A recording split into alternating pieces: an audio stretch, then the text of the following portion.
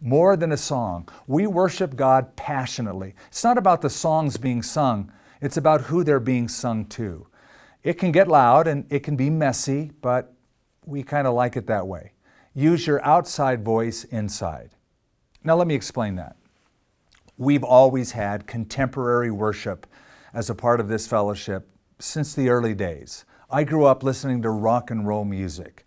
I grew up listening to the Beatles and then, harder stuff. Then I got saved and I started seeing the different songs that had been sung 100 years ago, 200 years ago, 500 years ago. I loved the way they were written. I loved the depth of theology. But at the same time, I had friends who were writing new songs, fresh expressions of what the Lord was doing, and I liked those too.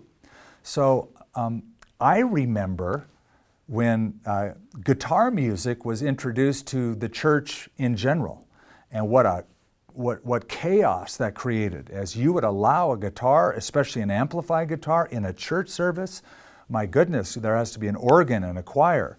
And we look at it a little differently. We think we're the choir and that we're not there to watch somebody do something. We're there to let them lead us in worship.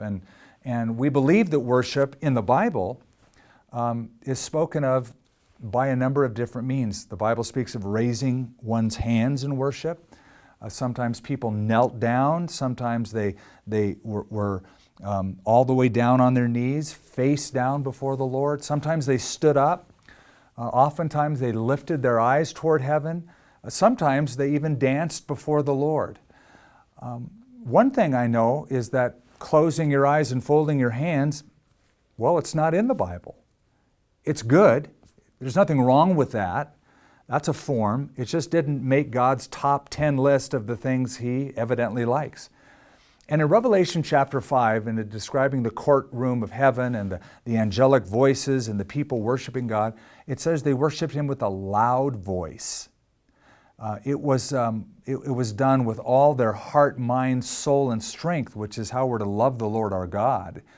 And for the life of me, I just don't know why Christians think that having enthusiasm is wrong and that it should be kept outside of the church. Why is it that enthusiasm for the most worthy thing in the universe, the most worthy one in the universe, must be carefully contained?